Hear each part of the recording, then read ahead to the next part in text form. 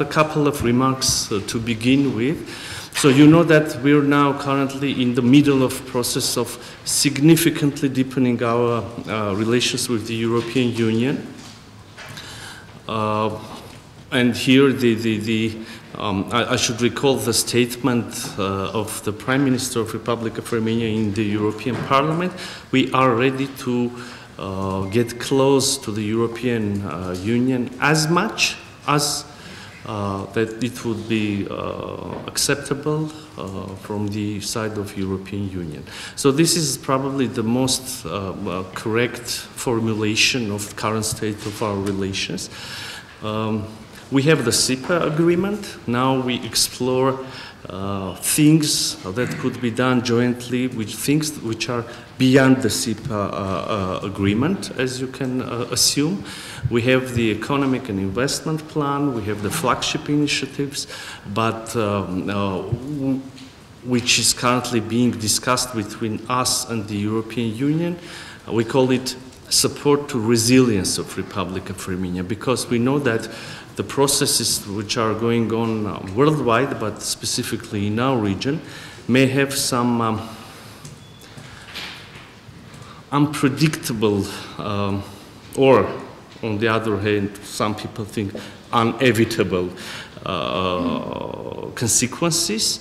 And to meet these challenges, EU should, and we jointly should, raise the level of resilience of Republic of Armenia, including the economic resilience, because we know that we can have some challenges in spheres of energy supplies. We can have challenges in spheres of, in sense of selling our goods to the traditional markets, etc., etc. So there is a very deep understanding what can be and what we should do jointly in terms of Armenia-EU relations, and we are moving in the right direction.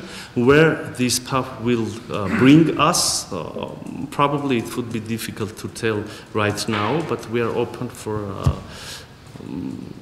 many possibilities and opportunities. So what can I add to this conversation is that the people of Republic of Armenia, they do have European aspirations, and we will be guided by these aspirations. So coming to the challenges to the regional affairs, you know that we negotiate with Azerbaijan over a peace treaty. There are a couple of crucial points there, provisions there, where the positions of sides are still far from each other. And first of all, this is about the mutual recognition of territorial integrity and the basis of the further process of delimitation. As you can see, if you analyze the several meetings, high-level meetings, but not only bilateral meetings, the trilateral, quadrilateral meetings with participation of my Prime Minister, President of Azerbaijan, in some cases of President Michel of EU, but also President Macron of France, Chancellor of Germany. In one case, it was the meeting with participation of Russian President. So as a result, in result of these meetings, you know that they usually issue public statements. So in these statements, my Prime Minister, and which is more important in this context, President of Azerbaijan, they reconfirmed that the two countries recognize each other's territorial integrity according to the Almaty Declaration. For those who don't know, this is a declaration which was signed by 11 former USSR republics. It was sort of a divorce document, civilized divorce document.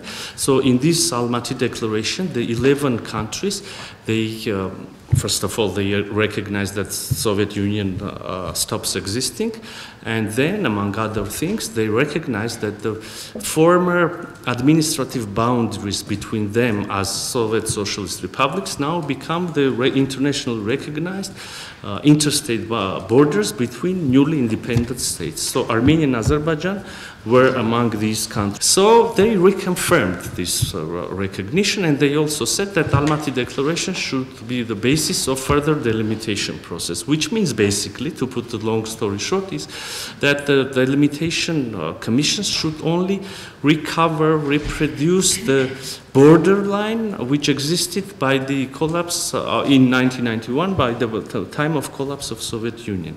So this is the story. The second crucial point where we do not have the common understanding is about connectivity. We are not only open, we are not only ready to give this access, but we are interested in becoming a part of international transit. That's why we came up with an initiative, we call it Crossroads of Peace. So what is this about? This is about Armenia's readiness to provide, to grant access to Azerbaijan, but also other countries, to use our territory to pass through, and this goes both for passengers, but also, people, but also cargo.